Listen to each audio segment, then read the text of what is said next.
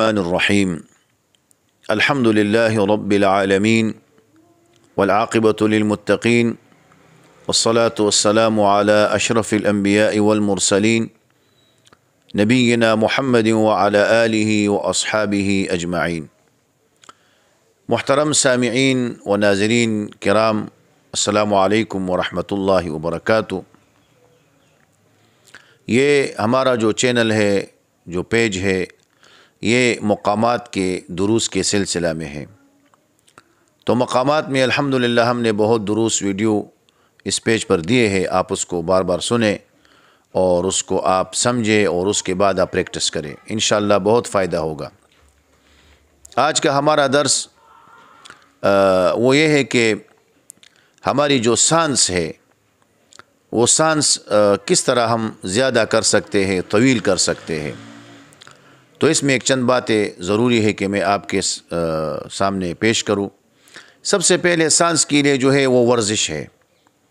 جو آدمی صبح یا عصر کے ٹائم ورزش کرتا ہے، پیدل چلتا ہے، تو اس سے بھی سانس زیادہ ہو جاتا ہے۔ اور دوسری اس میں پریکٹس ہے، تمرین، مشق کرنا۔ مثلا آپ کی سانس 20 سیکنڈ ہے، تو آپ اس کو زیادہ کس طرح کریں گے؟ آپ نے ایک آیت جو طویل ہو اس پر آپ نے پریکٹس کرنی ہے۔ 1 دن ہو، 2 دن ہو، 4 دن ہو، جتنے آپ اس میں زیادہ دن لگائیں گے تو آپ کی جو ہے وہ سانس زیادہ ہو جائے گی۔ مثلا اس کی میں آپ کو ایک مثال دوں۔ ایک آیت ہے، مثلا آپ اس کو پڑھتے ہیں، آپ اس کو آخری منزل تک نہیں پہنچا سکتے، تو آپ اس کو بار بار پڑھیں، بار بار پڑھیں، بار بار پڑھیں، تو ایک وقت آئے گا کہ آپ کا یہ آیت مکمل آپ جس طرح چاہیں گے وہاں پر آپ پہنچ جائیں گے۔ مطلب یہ پوری سانس میں آپ پڑھیں گے۔ مثلا الحمد للہ رب العالمین الرحمن الرحیم۔ مطلب آپ کی سانس یہاں تک ہے۔ اب آپ نے اس پر پریکٹس کرنا ہے کہ آپ اس کو ہمیشہ روزانہ 10 منٹ 5 منٹ آپ اس کو دے دیں، تو انشاءاللہ اس سے آپ کی سانس جو ہے وہ پوری ہو جائے گی۔ وہ آیت جب آپ چاہیں تو آپ اس کو پڑھ سکتے ہیں۔ اب اس کو آپ دوبارہ پڑھیں گے۔ مثلا تیسری بات سانس میں یہ ہے کہ آپ نے ناک سے سانس لینا ہے اور آپ نے اس کو اپنے ساتھ یہ سانس بند کرنا ہے اور ٹائم کو دیکھنا ہے کہ کتنا وقت۔ پھر آپ جب سانس مکمل ہو جائے تو آپ ناک کو اس طرح ناخن میں لے اور سانس کو منہ سے خارج کرے۔ مثلا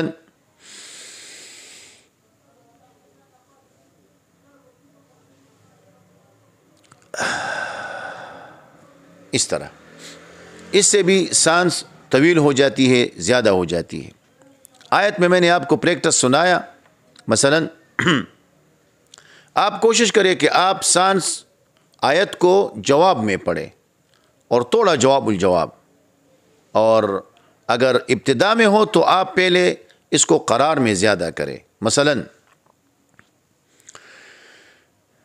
الحمد للہ رب العالمین الرحمن الرحیم مالک یوم الدین۔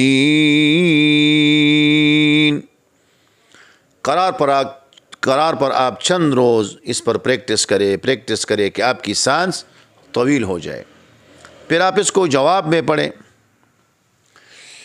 سانس کی مطلب آپ جب آیت شروع کریں تو اس کے 2 طریقے ہیں۔ بعض لوگ منہ کو بند کرتے ہیں اور ناک پر سانس لیتے ہیں، مثلا اس کو تھوڑا سینے میں قید کرتے ہیں اور اس کے بعد پڑھتے ہیں، اور بعض لوگ منہ سے ڈائریکٹ سانس لیتے ہیں۔ یہ ہر آدمی کا اور ہر قاری کا اپنا ایک انداز ہوتا ہے جس طرح وہ کر سکتا ہے، لیکن عموماً ہم نے جو قراء حضرات مصر کے مشہور قراء دیکھے تو اس نے سانس ناک سے لی اور پھر آیت کو شروع کیا ہے. مثلاً الحمد للہ رب العالمین الرحمن الرحیم مالک یوم الدین ایاک نعبد وإیاک نستعین. یہ میں نے جواب میں پڑھا. اس کے بعد آپ نے جواب الجواب میں بھی پریکٹس کرنا ہے. مطلب تینوں میں پریکٹس کرنا ضروری ہے، قرار، جواب اور جواب الجواب، کہ ان تینوں درجات میں آپ کی سانس کی ایک مقدار ہو. آپ جب تنہائی میں قرآن پڑھتے ہیں یا لوگوں کے سامنے محافل میں پڑھتے ہیں کہ آپ کے سانس پر کوئی اثر نہ ہو جائے کہ آپ تنہائی میں تو زیادہ سانس کے ساتھ پڑھ سکتے ہیں لیکن محافل میں آپ تھوڑے سانس کے ساتھ پڑھ سکتے ہیں. تو یہ وہ ہے کہ آپ پریکٹس کم ہو. اب آپ جواب الجواب میں پڑھیں گے تو آپ نے خوب سانس لینی ہے. مثلاً الحمد للہ رب العالمین الرحمن الرحیم مالک یوم الدین ایاک نعبد وإیاک نستعین.